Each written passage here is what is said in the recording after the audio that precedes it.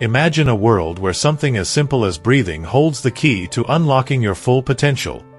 Better health, sharper focus, and even a longer life. Yet, most of us do it wrong every single day. In this journey, we'll uncover the forgotten art of breathing, exploring how it shapes our bodies, minds, and even our future. Are you ready to rediscover the power of your breath? After watching a video of a diver holding his breath underwater for 10 full minutes, I wondered how he could do that. I thought such a feat was beyond human capability. However, after reading the book Breath, The New Science of a Lost Art by James Nestor, I learned that breathing is not just a mechanical act of inhaling and exhaling air. It is a precise process governed by its own rules and principles.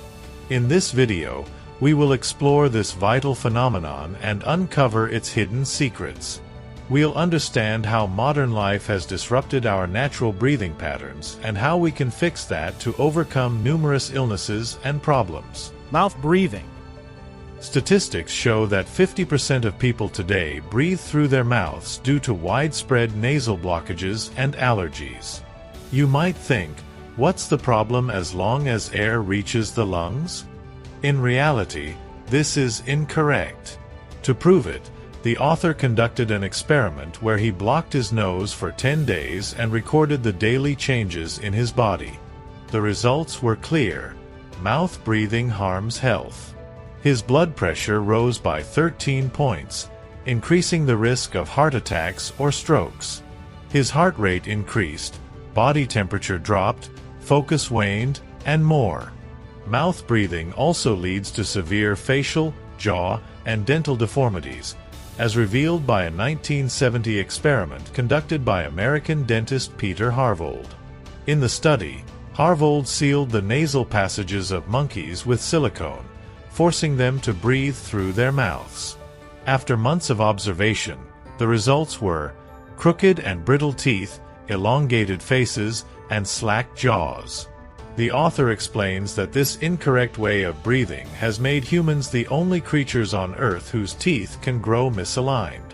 A Japanese study further demonstrated that mouth breathing negatively impacts mental abilities.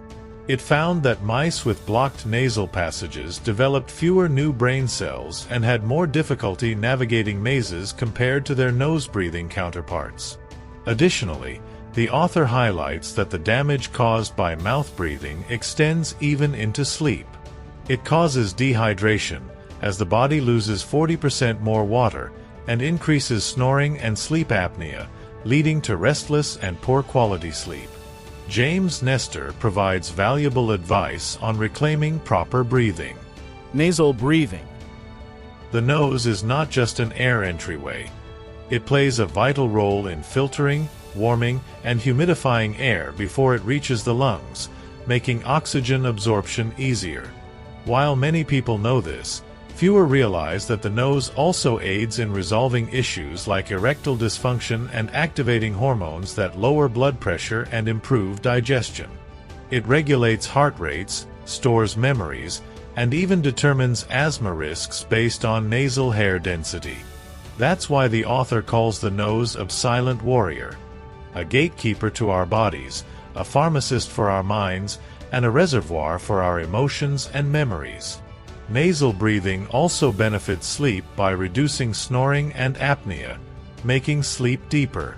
During sleep, the nasal passages release a large amount of nitric oxide, a molecule crucial for improving blood circulation and oxygen delivery to cells. The body's nitric oxide levels significantly affect weight, mood, immunity, and even sexual function. Did you know that Viagra works by stimulating nitric oxide release into the bloodstream to enhance erections? The nose does this naturally. Thus, the author suggests using tape to close your mouth during sleep to force nasal breathing. A small piece of tape, the size of a postage stamp, can be placed over the mouth like Charlie Chaplin's mustache.